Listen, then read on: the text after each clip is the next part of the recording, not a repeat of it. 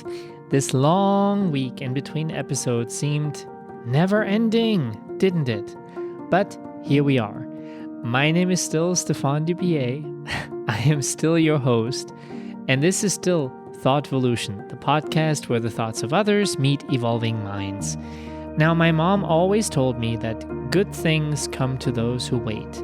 And since you have all been waiting so very patiently, the good thing I'm rewarding that patience with today is a truly unique story. So sit down, relax, you've earned this time with me and my guest Anna, right here, right now. Make yourself comfortable, put up those feet, and let's go! Oh, but wait. Before we get started, if you like this podcast or even love this podcast, please make sure to rate and review it. Whether you're listening on Apple, Audible, Spotify, Stitcher, Pocket Cast, and tell your friends about it. Let them know how much you are enjoying this. It really helps us out. Thank you, thank you, thank you. Now, let's get started. Anna is 57 years old, single as a Pringle and intentionally so. Although born in Hawaii as the seventh child of a big Irish Catholic family, she's been calling South Carolina her home for quite some time now. This is where she lives with her daughter Jenny and her son Casey. She had both children pretty late in life, Casey at age 37 and Jenny at age 39. Although she describes her parents as people who experienced great hardship in their own lives, she also says that they managed to provide her with a really idyllic childhood. Anna struggled to provide that same type of childhood to her own children, and she will tell us more about that in just a little bit. She married her first love, a man she met at the young age of 16 and ended up divorcing when she was 33. The fact that Anna is able to be with us today is a miracle in itself. Not only did she survive a stroke, depression, and drug addiction, she also managed to live despite a drunk driver almost ending her life. Meet this indestructible champion of a woman with a southern mouth and a heart of gold, who calls herself a belly dancer extraordinaire. I think you've already compiled your own list of questions by now, because this Southern Belle is interesting as can be. Friends, I think this episode is going down in history as unforgettable. Just like Anna. Trigger warning. This episode contains conversations about mental illness, depression, suicide, drugs, and addiction. If any of these subjects are a trigger to you, please prioritize your mental health and skip this episode. There was a pretty popular show on Netflix not that long ago called Inventing Anna, the story of Anna Delvey, with an amazing cast. Julia Garner, Anna Klumsky, gosh, Veda Saltenfuss from My Girl has really grown, Laverne Cox, and many others. If any of you have not seen the show, definitely check it out. It's based on the true and mind-boggling story of a woman defrauding people without even as much as blinking an eye. Now, obviously, we do not need to invent you today, Anna, because you're very much here in the flesh. But before we talk about your actual life, let me ask you, if you had the power to rewrite your own biography, without us having discussed any of it, and completely reinvent yourself, what would your life be like? I think it would be where I was just married once and stayed married and had my kids with that person and been Ma and Pa Kettle. That's what I'd done. Would you have lived in the same area? Would you have grown up as the same Anna in the same kind of family? Or are there any other things that you potentially would have changed? I would have grown up in the same family. I would have just learned the lessons of life faster if I could have. And what lessons would those have been? The main one would probably be to believe people that show you who they are. I've always been one to have the best hopes or thoughts, or if I love somebody, I have a hard time seeing they're bad. And it takes me years to find it and to realize that it's bad and never going to get any different. It takes me years. That's why I've been married both times in relationships for 20 years before I said enough, you know. You told me that you grew up in a large Irish Catholic family with parents trying the best they could against all odds and against circumstance to provide you and your siblings with an idyllic childhood. Can you describe your parents' struggles, your childhood itself, and what it was like growing up in somewhat of an Irish Catholic version of the Brady Bunch? My childhood was idyllic to me because I was the last of their babies, so they had grown up. My parents had a whirlwind relationship. My mother was actually engaged to someone else, having a big wedding, going to marry someone else, and she met my father. 3 months later, she ran off and married him, canceled the wedding, ran off and married him. He was from New York, and he was in the service in the Air Force. So she married him, and around the world they went and had 8 children. She was 17, and he was 21, I think, or 20. And they started having children pretty quick. Like they were married a year, and then they had my sister, my oldest sister. And then it was stair steps for the first 4 girls, and then she had a few miscarriages, and then she had my 2 brothers and me. By the time she had me, she was 30, I think 32. She had my sister at like 20 or something. And so there's a big gap between the parents that they got and the parents I got. So we weren't dirt poor. We always had a nice home, always had clothes and food. We just didn't have all the fancy toys that everybody got. But my mom was a stay-at-home mom. My dad worked 3 jobs, worked hard. I always was fixing something, you know. And but we did family things. We stayed together, you know. We stuck together. Plus, we were an odd group because we were Catholic in the South, you know. And back then, in the 70s, and it was really, people didn't understand it, I guess. It was a lot more polarizing than it is now, you know. And I had red hair and freckles, so, you know, it was hard to get along, so I stuck with my siblings. My parents, my dad came from a farm in New York, a dairy farm. His dad was a bad drinker, and he left home when he was 15 and lived with an aunt and uncle. And finally, aunt and uncle talked my dad's father, my grandfather, into signing for him to join the Air Force. So he joined the Air Force. He was 17, and he retired out of the Air Force. And that's about where I remember him. Right after Vietnam, he retired out of the Air Force and came home. I was 5, and we moved here to South Carolina. So all my major memories are here in South Carolina. And my mom was born and raised right here in Greenville, South Carolina. Her dad died when she was 5. It was Great Depression. And so my grandmother had 2 sons and her. So she really struggled to keep them fed during that time, and which wasn't uncommon for anybody, but she was a single woman trying to feed 3 kids during the Depression and keep a roof over their head. And she was uneducated, so she didn't have she worked in the mill, you know. And so both of them came from poor families, struggling families, and they came together and managed to not be rich, but we weren't poor by any stretch of the imagination, not when I was coming up. But they really focused on love and family. That's what they focused on. When we spoke earlier, you said that you have been struggling with depression since you were in your early 20s. Now, I'm very sorry to hear that. I have depression in my own family, and I know how emotionally tolling that can be on everyone involved, really. How did and does depression affect your everyday life?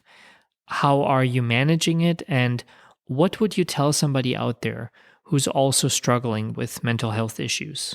The main thing I would tell anybody struggling with depression is to seek help. There's counseling, and then there's medication. And there's no shame in it. Like, there's been a stigma on it a long time here in America about having mental health issues.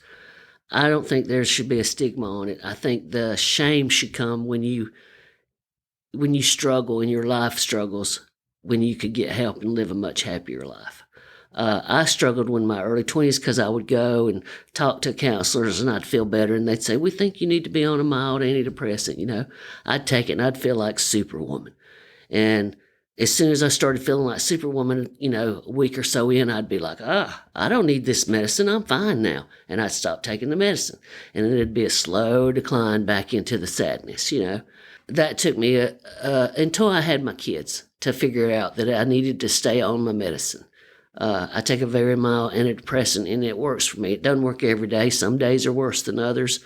I don't really know if I don't consciously keep it in my mind, then I would lay in the bed all day and sleep probably 23 out of 24 hours a day if I didn't. I've got a routine. I get up at a certain time. I try, routines help me with my depression.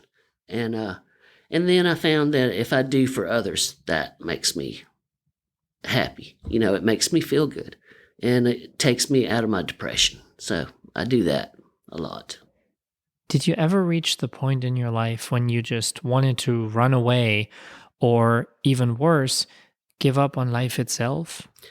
Yes, I have a couple of times. I have, with my last marriage, I was ready to run away and never be seen or heard from again, but I think that's the power of having children. You can't always do what you want to do. So I had 2 kids. I couldn't run away. I just had to save myself. And that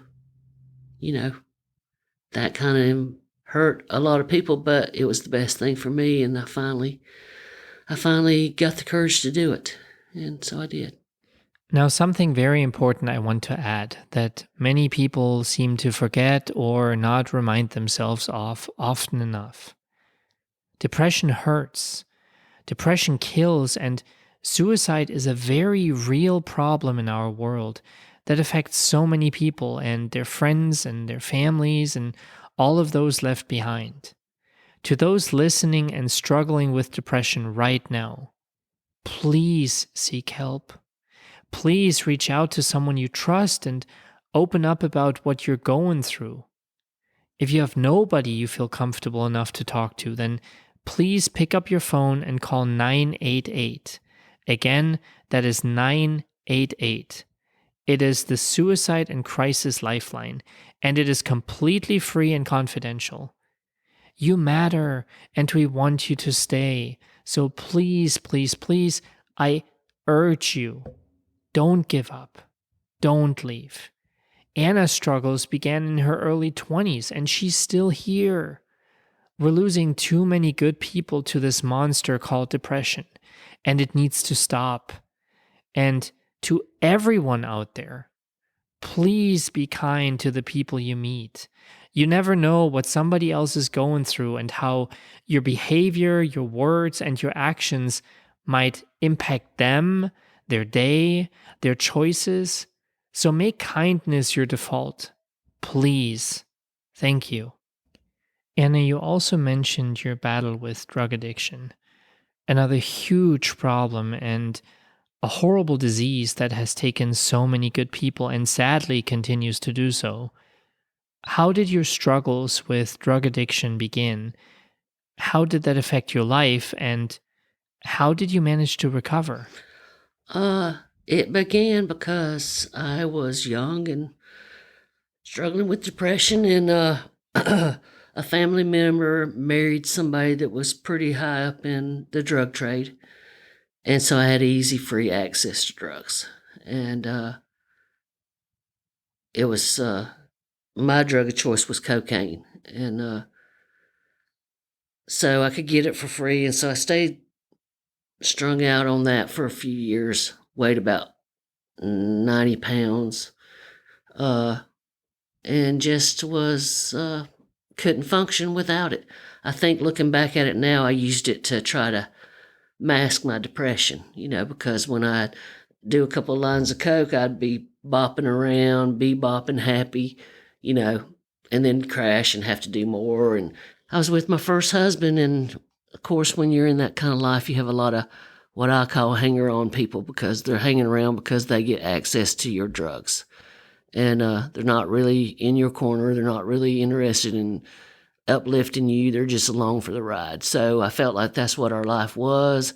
Kept begging him to let's straighten up, let's straighten up. He wasn't interested in it. And so finally I just had enough, and I went cold turkey, which I don't know if I would recommend it. In a way, it was a good thing because I didn't have to go through a rehab, but for about a week and I don't know, a few days, it was just pure misery because when you go cold turkey off of drugs, you go through some horrible pain, a lot of agony, and throwing up and being sick and sweating and freezing. It's just a really bad thing, but it gets you off of it pretty quick, and then you have to start the process of not falling back into it. And that for me was I never went to counseling, never went to drug rehab, but I'm an avid reader, so I read a lot of books, not necessarily on recovery, but just on how to live a better life, different concepts than what I was raised with. I'm not a religious person now. Even though I was raised religious, my folks gave us the opportunity to think for ourselves and to make our own choices. They didn't insist that we stay Catholic or be religious. So I did have that freedom. And through that, I've managed to stay sober now for over 20 years, about 27 years to be a fact. In fact, I've been sober. I've had a few slip-ups, not with my drug of choice, but, over the years, there's been a few slip-ups here and there, but I just get right back up. That's pretty much the way I think about everything. If it knocks you down, you got to get back up. You can't dig a deeper hole when you're on the ground. You got to get back up. And so that's what I usually try to do. What do you do now? I mean, are there still moments of temptation? And when do those moments normally crawl up? And how do you handle those? Do you still go back to reading books, or is there anything else that gives you comfort and keeps you away from falling for that temptation? When the temptation comes up, and it's very rare now, but it's usually a time of stress, time of great stress, when I feel like I can't control what's going on in my life, when things feel hopeless. And that's when I think, oh man, it'd be great to snort a line and just be happy. But keeps me straight is I'm not in that life anymore, so I really wouldn't know where to get it from anymore. And I don't surround myself with those kinds of people in general. Not that there's anything wrong with those kinds of people. I'm not saying those kinds of people to be derogatory, but I just don't associate with that crowd anymore. And so that helps a lot. That's one thing that helped me get off. I changed my circle. From the people that I knew back then, I think I still associate with maybe two of them. When I had back then, you had hundreds of friends, but I hadn't seen most of them or talked to them in over 30 years now, probably getting close to it. And I hope that they found their way out, but I knew I had to make a change, and that's part of the reason why I moved so far away from where I was, I mean, I didn't move far away, but I moved a couple of cities away, so I wouldn't run into people that would be triggers for me and temptation for me. I always tell people trying to get off of a drug or anything, if you want to get out of a group or something, you got to change your circle of friends, who you associate with, who you socialize with. And that's been the big thing for me. I'm pretty sure that some of the people from that circle of friends are no longer there. Do you know if any of them ended up dying from drug overdoses? Yes, you're right. There are a few that have died from drug overdoses. I hadn't heard of any lately, but when we were younger, I just told somebody that the other day. I said, that's one of the privileges of getting old. All your friends that you did bad things or ne'er-do-well things with, they start passing away, so people don't know your secrets unless you tell them. And that's about the truth of it. So, yeah, I've lost some of them. Some of them didn't make it out. Yeah. What do you think we as people and we as a society need to change to better care for people who suffer from drug addiction? Because obviously I mean, you hear it on the news that the drug overdoses are on the rise and that many more people slip into drug addiction every single day. Now, for anyone out there who knows somebody who battles drug addiction, what do you think an outsider can do to help those people? And what can we as a society really do to make a difference? I think as a society that drug addiction, along with depression, is about mental health. Uh, I didn't start my drug of choice because I had trauma, but I have, in the last 10 years, started a little bit of working in the community. I have a sister that's very involved in the addiction community. She works for a local addiction facility. And so through her, trying to support her, I started participating in some of their stuff and going to meetings with her, trying to support her. And so I realized that a lot of people that fall into drug addiction and stay in drug addiction is that they have childhood trauma. I think in this country we don't recognize the trauma that that our children go through. You know, we just think they're supposed to. Americans have always been, pull yourself up by your bootstrings and buck up. And that is a good thing to have because that helps you get up when you're knocked down. But sometimes if you don't have boots, it's hard to pull yourself up from bootstraps. If you have never seen it modeled, if you grow up in a household of drug addicts and that's all you know, you think that's what life is about. And it's hard to pull yourself out of that. You say when you're growing up little, you might say, I've seen this personally. They might say, I'm not going to be like my mom and dad. I'm not going to be a drunk. I'm not going to be a crackhead. I'm not going to be a meth head, whatever. And they have every intention when they're 10 years old of not being that. But yet by the time they're 20, they're that too. Because they don't know how to get out of it. It's like a vicious cycle. And with our stigma on mental health and seeking help, people feel like it's a weakness. I personally think it's the strong people that seek help. I think it takes a lot of courage and a lot of depth of soul or whatever you want to call that.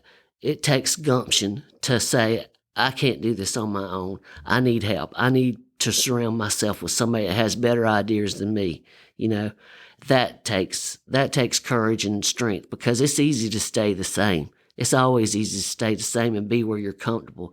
It's when you reach out and try to grow and learn something new, something better than what you might have learned or been raised as. That's real courage. And I think that's the problem in America. We don't see it like that. We see drug addiction and mental health as a weakness, as a flaw in people, And I guess maybe it could be a flaw in people, but we're people, we're all flawed. Some might not struggle with drug addiction, but they go home and they don't even speak to their kids, after work. And if they do, it's something gruff. To me, that's a problem because it's pushing your trauma onto your kids, and they learn to treat their kids like that. Just like men don't cry. That's a total bull crap. If you want a healthy man, look for a man that cries. Women, that has emotions. I mean, of course you don't want to cry, baby, but you know what I'm saying? Men don't like to tell other men they love them. That's just part of America that needs work, I think. We need to normalize our emotions and it being okay to have emotions, I think that's a big thing that we miss out here, and that we love to point the finger at somebody that's different than us as being wrong or being less than. Those things, they really are. I really have stressed that to my own children that, just because somebody's just not like you doesn't mean they're wrong or their way of life is wrong. Just because somebody's standing on the corner begging for change doesn't mean they're a piece of shit. Somebody loves them. They have a mother, they have a sister, a brother, an uncle, cousin. Somebody in the world loves them. So you don't have to kick them while they're down. That's the way I feel about that. Let's talk about love. Tell me about that childhood sweetheart of yours. You were so young when you met. How did all of that unfold, and why did you end up divorcing him when you were 33? Are there any regrets from that time? Yes, I met him fairly young. He was just a wild-eyed Southern boy that I thought wasn't nothing like my father. You know, every girl, they say, wants to marry her father, but at the time when you're young, you're thinking, I don't want nothing like my parents, you know. And he didn't come from a background like me. He did have a big family, but he was raised on what people would call the other side of the track. You know, I was raised pretty white girl, you know, nothing going on in my neighborhood, bunch of white kids playing idyllically in the front yard, nothing major, you know. The dads might get a little tipsy at the cookout or something, but that was about it. He grew up where there was fights and, bars on the corner and, just all kinds of stuff. So he was exciting to me. And so we started dating and wound up living together for a while and then finally got married. And I had a lot of fun, and he worshiped the ground I walked on. I didn't realize it at the time. I can look back and see it now. And, but like I said, we were both pretty much, we worked jobs. We were what you call functioning addicts. We worked jobs, and then we'd come home and, we'd party with our friends until midnight, sleep, go back to work. And every weekend was a party. Friday and Saturday was all party, party, party. And I just got tired of that life. And he was young too, and when I talked to him about, I wanted to start a family. And when I talked to him about it, he'd say, I work hard, and if I want to drink a beer and smoke a doobie when I get home, I'm going to. And that went on for a few years, but I wouldn't come off birth control because I thought, well, I don't want my kid being retarded from him smoking pot. I didn't really understand it all, but I just had this overwhelming thing that both parents had to be clean. So anyway, when I realized he wouldn't get clean and I was clean, I finally just left him. And it broke his heart, it did. We tried to reconcile, and I'm one of the nicest people you can meet, but also if you have to live with me, because of my depression and my Irishness, I can get moody and kind of mean, And so I was just tired of that, and I just walked away. I just told him, I said, come next Saturday, I'm leaving, and I won't be back, And when Saturday came, I packed up my little bit. I didn't take anything from him. I left him the house, all the furniture and stuff. I took my clothes, and I walked out of a 20-year relationship and started over. Moved in with one of my older sisters and lived with her, and then met my other one. But the good thing is now, all these years later, 20-something years later, me and him are, when I don't see him every day and I don't talk to him every day, but when I do see him, it's like seeing my oldest friend. And I'm so comfortable around him, and he's so comfortable around me. And my kids say that he still loves me, but I know he loves me. I love him too, but we're not in love like a couple love. It's just old friendship now. And when we get together, we just laugh and have the best time. And I'm thankful for that because he is a good guy. He's never remarried. He told me when I left him, he said, I'll never remarry. And he tells me often that when he dies, he's going to be thinking of me, and I'll be the last person when he takes his last breath he's thinking of. But, I'm sad that he didn't remarry and have children. He would have been a good father, but so far he hadn't remarried. 30 years after our divorce, he still lives in the same house we lived in, and says he's going to leave it to me because he doesn't have anybody to leave it to. Wants to leave it to my kids, actually, is what he said. He's a good guy. I think I outgrew him, When you're young, you think you're going to be who you are, but I don't know about for men, but for women, you think you know who you are at 20, 23, but you will be nothing like you were at 23 by the time you get to my age, 57. You won't even hardly recognize that person. You changed so much. You then remarried and also divorced your baby daddy, as they say in the South. You had your kids pretty late in life, at age 37 and 39, you said. Now, according to the American College of Obstetricians and Gynecologists, a woman's peak reproductive years are between the late teens and the late 20s. And by age 30, fertility starts to decline, with that decline becoming more rapid once a woman reaches her mid 30s. What made you decide to have kids so late in life? And were there any complications due to you having been past that mentioned mid 30 mark? Uh, I didn't think I would have kids because after I divorced my first husband, I was single and, I was like, I'm never remarrying again, blah, blah, blah. Well, it's true. Never say never, because lo and behold, here come my children's father. Next thing I know, I fell in love with him and we got married. And with him, I lived with him about 2 years before I married him. And then I got married, and it was like about 35, 36, my proverbial biological clock went ding, ding, ding, ding, ding.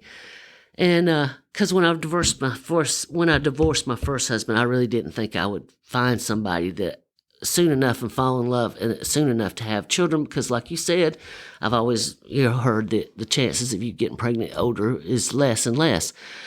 And so I did struggle for a little while. I came off the pill, we tried, nothing happened. So me and him both went got tested. They said nothing was wrong. He could have, his sperm were good.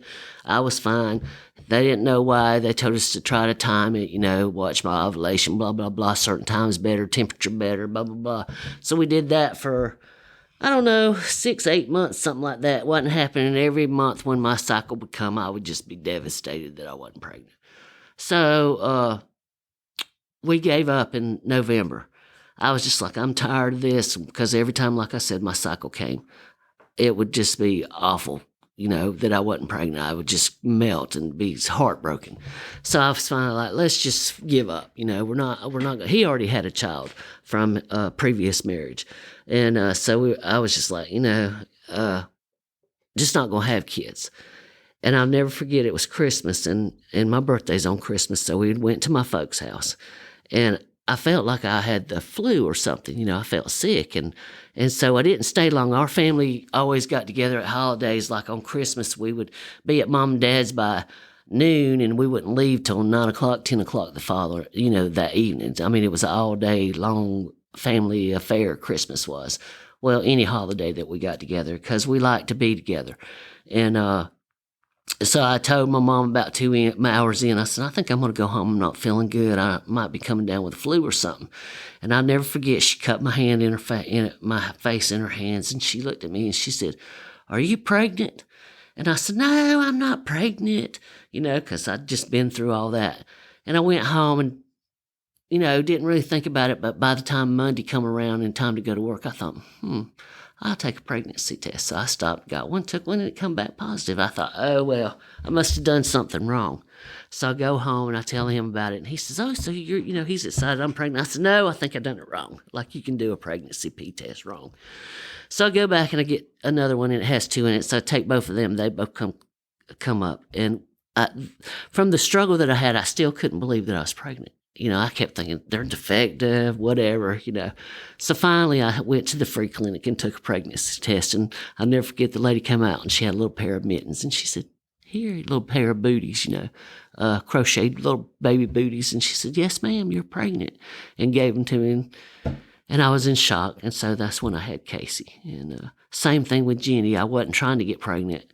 But my mom died when Casey was 5 months old.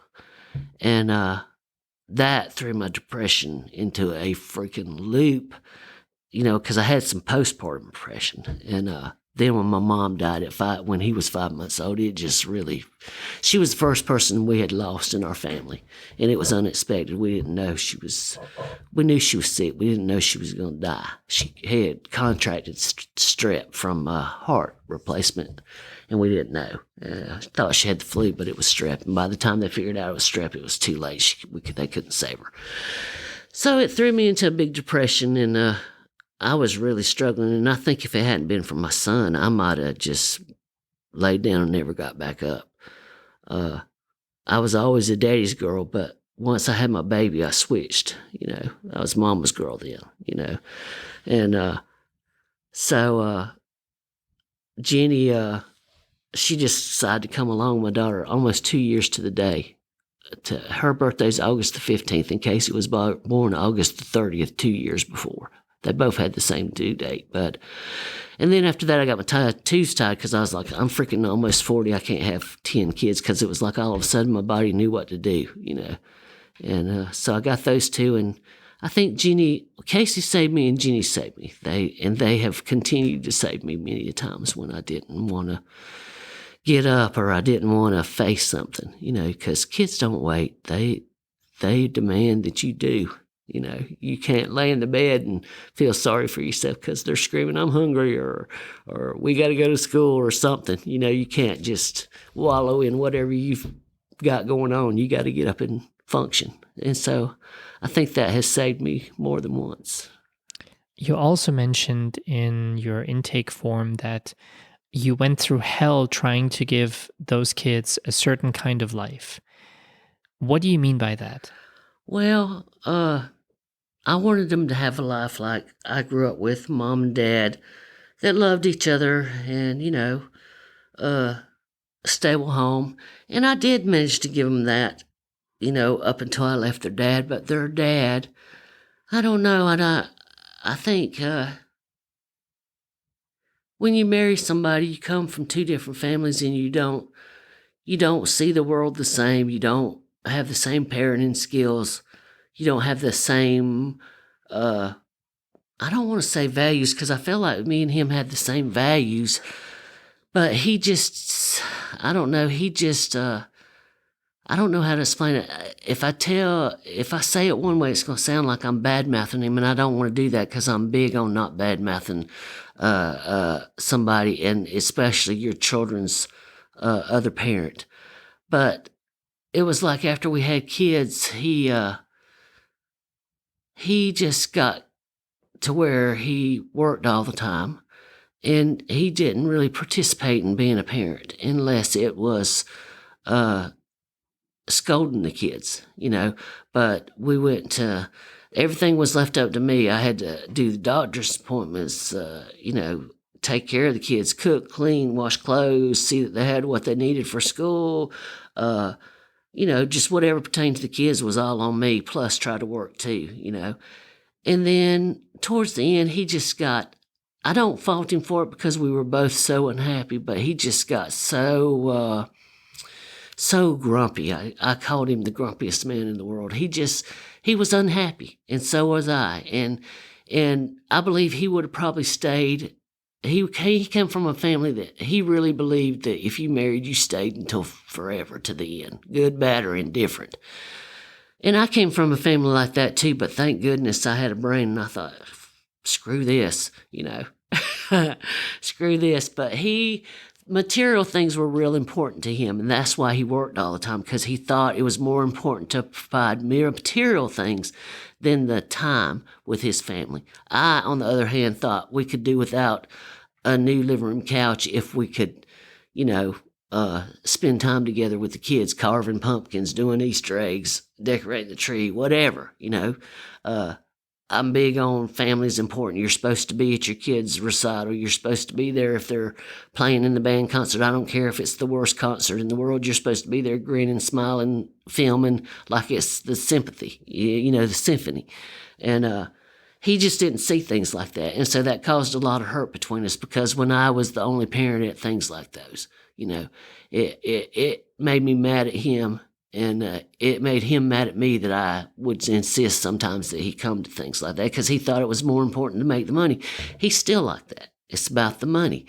And I'm not saying that's a bad thing, but for me, over the years, I grew up privileged, so I don't know what it was like to be poor growing up. I have no clue, no concept of that.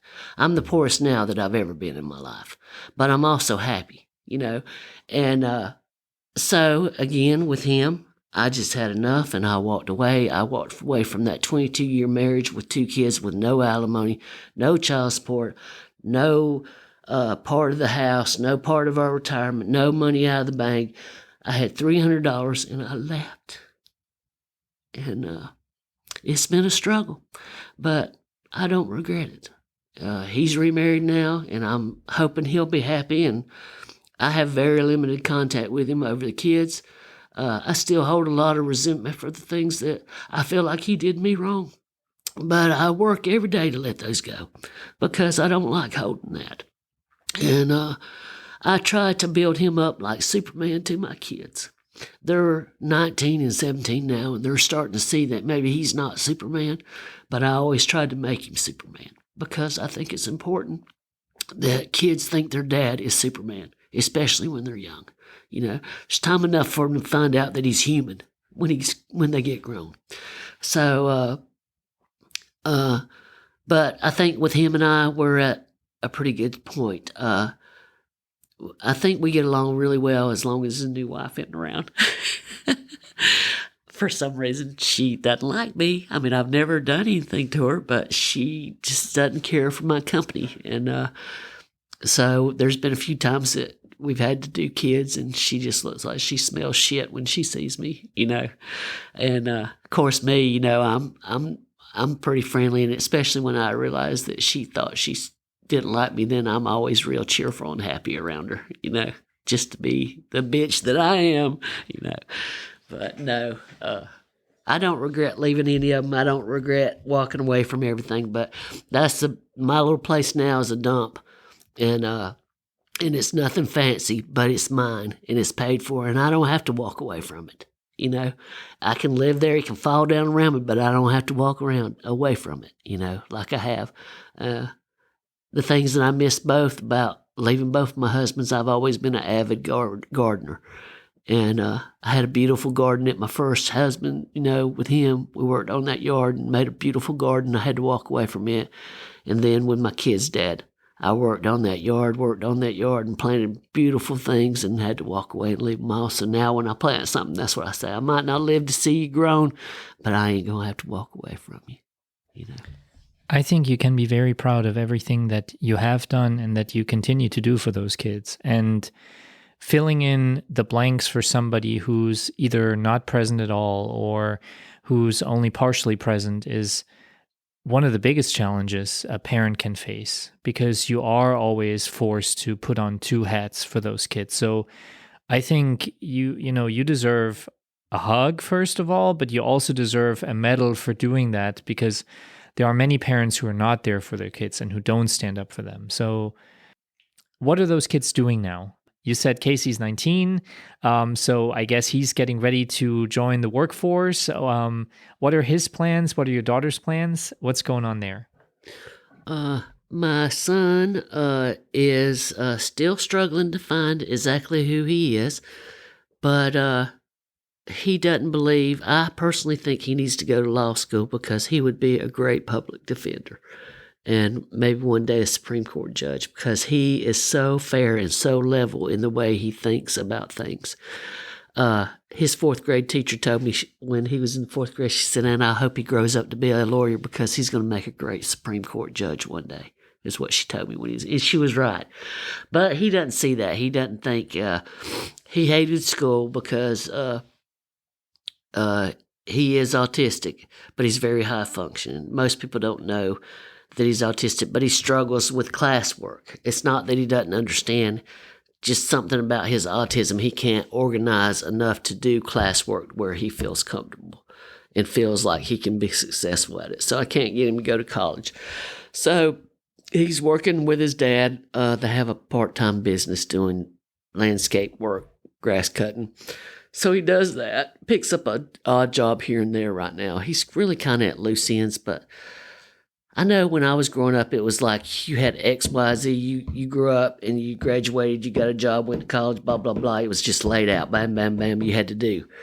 I've tried not to do that to my kids. I'm trying to let them not be pressured. Like when I was growing up, the mantra was you grew up, you were 18, you got out, you left, you started, you fly, baby, and while I want mine to fly, I'm not willing to push him straight out of it. I feel like he's still a kid, even though he's 19 and society says he's grown, he's still a kid, and he can live with me for a while. Now, I don't want him living with me when he's 40, but right now, it's fine. And then my daughter, Jenny, she's so much like me. She thinks she's nothing like me. She doesn't look like me. She doesn't act like me, which is totally not true. Everybody knows that Kids are like you, whether they think they are or not. She graduated high school early this December. So she's out of high school. She's 17. She wants to be a dental hygienist. She, like me, has fell in love with a little country boy. I don't think he's a wild boy like I fell in love with, but he's a good little boy, and he worships the ground she walks on. They've been dating about a year and a half now, and he just, if she says jump, he says how high, and he loves every minute of it. I think that she'll probably wind up marrying him. I was teasing my sister the other day. I said, Jeannie's going to get married as soon as she turns 18. And her Aunt Patty was like, oh my God, I hadn't even met him, just freaking out.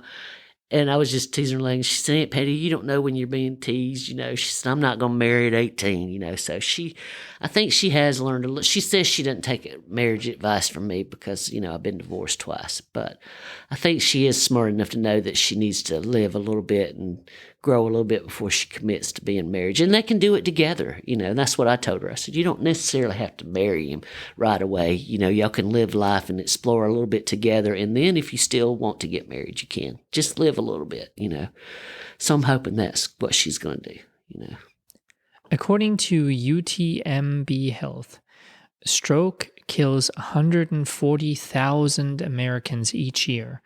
That is 1 out of every 20 deaths, and it is also a leading cause of serious long-term disability. Sadly, you also had a stroke, Anna. What happened? How did it end up changing your life, and are you still dealing with the aftermath of your stroke? I had my stroke 2 years before I left the kids' dad. And all I can say is I didn't know it at the time, but I was so unhappy. I smoked cigarettes, and I was smoking like a freight train. And yes, I was doing the things I had to do, getting my kids up, taking them to school, blah, blah, blah, working a job, whatever. But I was also smoking like a freaking freight train. I think I was smoking like 2 packs a day. And wasn't taking care of myself, wasn't exercising, wasn't eating right, wasn't sleeping right, just nothing right. And my body was giving me signals, but I just ignored them because when you grow up in a big family, I don't know, my mom, she was like, you could be dead, and she'd be like, oh, you'll be all right. She home doctored us a lot. We did go to the doctor, but she just wasn't very sympathetic like some mothers, I guess she had too many of us. She couldn't dote on us like that. So that made me grow up to think that you just push through. Yeah, things feel bad, you just push through, you keep going, you got things to do. And so I did that for years and years. And when I finally had the stroke, I had it on a work job. And I have struggled with my weight after the kids, losing the baby weight, which it can't be called baby weight at this point, 19 years later, but I've never been the same.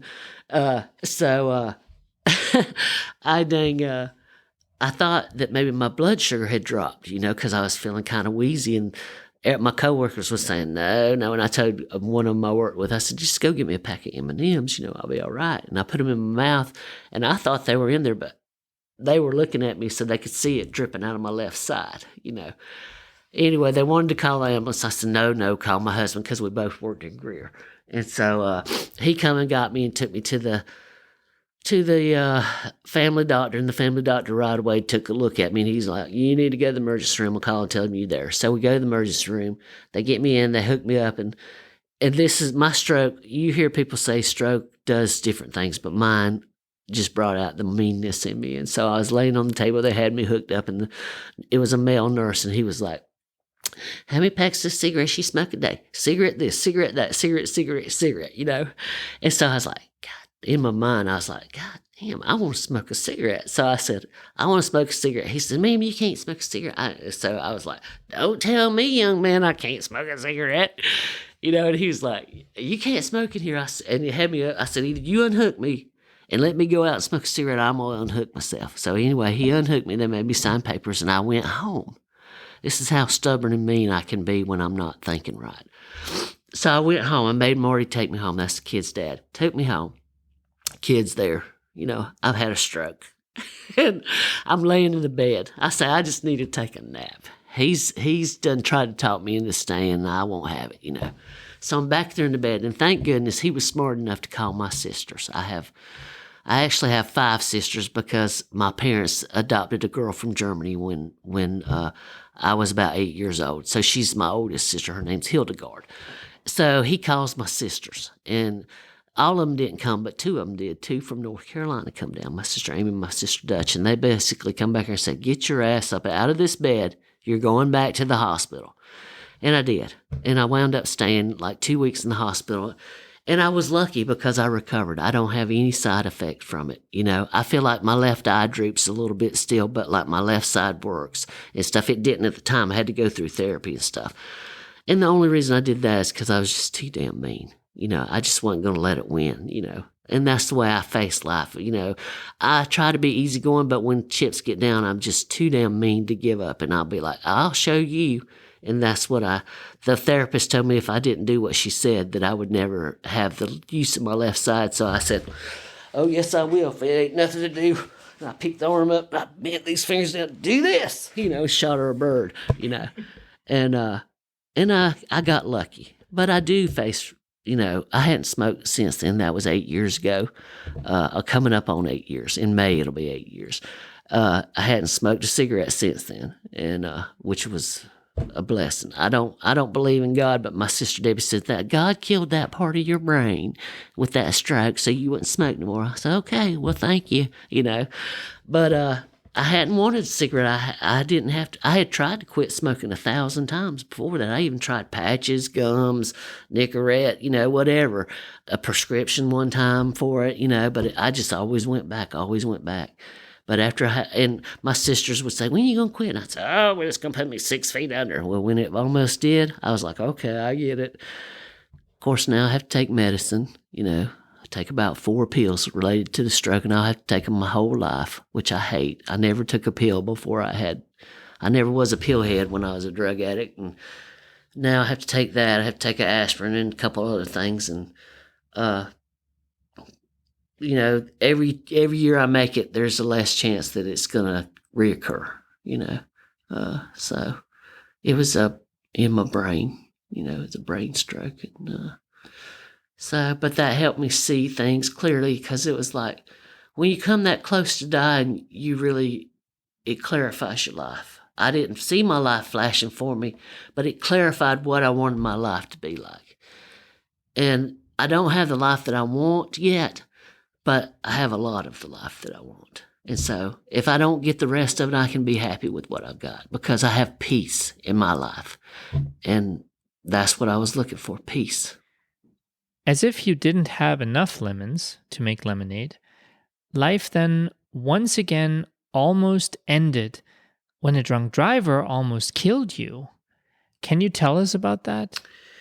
I had just separated from my kid's father in September, and my daughter Jenny and I were coming back from Greer, and we were about 2 blocks from the house. It's true. The accident happens closest to your house.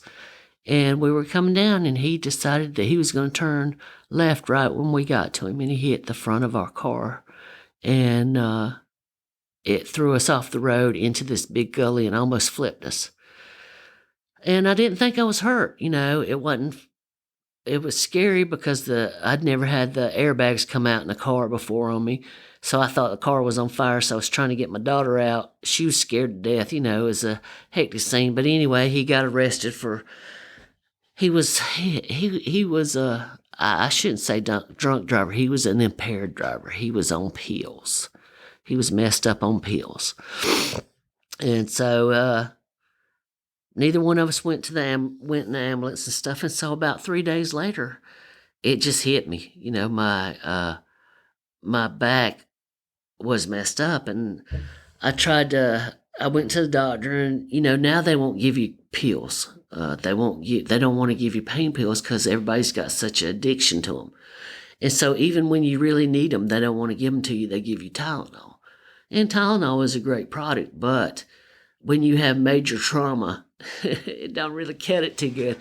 So I struggled with that, and that's really the only time I felt like I could kill myself.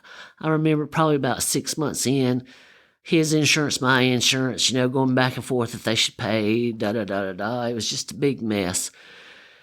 I had been laying in the bed and my back was just killing me, and it was about 3 a.m, and I called my sister Debbie. She lives closest to me. And I said, I want you to get Terry's her husband. I said, I want you to get Terry's gun and come down here and shoot me. I was so much in pain. I just was ready to end it. And if I'd had a gun myself, I believe I might have done it that night because the pain was just excruciating. And so she didn't come right away. She came pretty early, and she was like, no, I'm not bringing the gun, and we're going to get to the bottom of this. And so our family has a saying, call in the troops. And so that's what she did. She called in the troops, and then my sisters got on the job and finally, made them understand that I was going to need better treatment. And that's how I wound up with six rods and 12 screws in my back, and they hurt a little, but not too bad. I can't do like I used to do, but at least I can walk around and do what I need to do, But, yeah, that's the closest I came to dying is that. And I think it was a combination because I just left the kid's dad with nothing, so I was really struggling to make ends meet. Life was just hard. And then that got through on top of it, and it was like, really? Kick me in the teeth while I'm down? And so, yeah, that's probably, when I look at my life, I think that's probably the hardest experience I've had. And I know it doesn't sound like much, but it was pretty hard on me. How does living and surviving against all odds make you feel? Does it have an impact on how you now live your life? I think I touched on this earlier. I've always been of the belief that no matter what happens, you have to get back up. Life's not idyllic. It doesn't go the way we plan. You can't control everything that happens in your life. Flood comes, storm comes, robber robs you, whatever, somebody hits you and it's not your fault. You can't control every aspect of your life, so you have to learn to just roll with punches, You have to learn to get up and start over if you have to, It's not the end of the world. Whatever happens to you, it's not the end of the world. And whatever you feel like is the worst thing, it's not the worst thing. And if it is the worst thing, you can get out of it. You can make it better. Some might not think I have an idyllic life, but I think I've had a pretty good life. I'm happy with my life. I feel blessed, even though I'm not religious, but I don't know another word. I'm happy with my life. I feel like it's been a good life, and if I die tomorrow, I'm satisfied with it. I don't want to die tomorrow, but I'd like to do a few more things. I'd like to see grandbabies eventually. I might be 103, but I'd still like to see them. So I think it's part of always looking forward and getting up, maybe. Yeah. Last but not least, we have got to talk about the belly dancing. What got you interested in pursuing that at age 56, and how is it going with that? I saw a class at the community center for belly dancing, and so I thought, you know what? Maybe it'll help me lose this big fat belly I got. It didn't, it hadn't. But I went, and I just enjoyed it. I talked to another friend of mine, Patty, into going, and she wasn't used to stepping out of her norm. And I think that's what makes you grow, to find things and experience things and people that aren't just like you. It makes your life richer. If you know other things than what you were raised on and what your family is traditionally all about, if you reach out and you learn things and you experience new things, it makes you richer. It makes your life richer, and not money-wise, but culture-wise. And I think that's what I was seeking, and so I liked it. And I'm not good at it. I just tease about being a belly dancer extraordinaire. But I enjoyed it, and I'm practicing. I still do it. I watch videos and try to learn, but trying to be a belly dancer at 56, 57 years old isn't ideal. I'd start much earlier if I knew now. Thank you so much for being on my show and speaking to me, Anna. I really appreciate you sharing your story and inspiring others, and perhaps I can have you back for a follow-up if people send us some interesting questions for you. What do you think? I've enjoyed it, and yes, I would come back and answer questions if anybody wants to ask a question. And there you have it, my little thoughtvolutionists. To me, one of the most remarkable things about Anna is her passion for helping others and that big old Southern heart. What a character with oh so much soul. Thank you for joining us today and listening to this episode of Thoughtvolution, the podcast where the thoughts of others meet evolving minds. It is that time of day now for me to ask you for a little tiny favor. If you liked this episode, please do a few things for me. First and foremost, always be kind to each other and be an ally to those who may not have the strength to have their own voices heard. Secondly, please rate, review, and share this podcast. The stories of Anna, Jennifer, Dustin, and all those others you have not met yet deserve to be heard and shared. A genuine and very personal thank you for that from me to you. Also check out our website, www.thoughtvolutionpodcast.com, to find out more about our guests. There may even be a few photos. We also have a merch store in case you are super passionate about this podcast and want to support it and want to tell the world that you are a thoughtvolutionist and story sharer. You may also fill out our contact form on the website or email us at info@thoughtvolutionpodcast.com or call our hotline at 864-501-5033. Again, that is 864-501-5033 to leave a voicemail message, either to ask my guests some questions they may answer in a follow-up episode, or to let me know that you would like to be on the show yourself and that you have a story to tell. I really cannot wait to hear from you all. And again, from the bottom of my shriveled little heart, thank you for being here, for living and trying to evolve on topics you might not have given much thought before. Now, I'm also so very grateful for every single person willing to be raw, genuine, and exposed, willing to tell their very own story on this podcast. It is brave and takes a great deal of courage. Everyone is welcome here. There's no judgment, no ulterior motive, nothing. Just a dude with some questions and a microphone for you to use. Before I say goodbye, once more to those out there struggling, perhaps hanging on by a thread today. You are the reason I'm doing this, because you and your story and your life, it all matters. If today is extra hard, please call 988.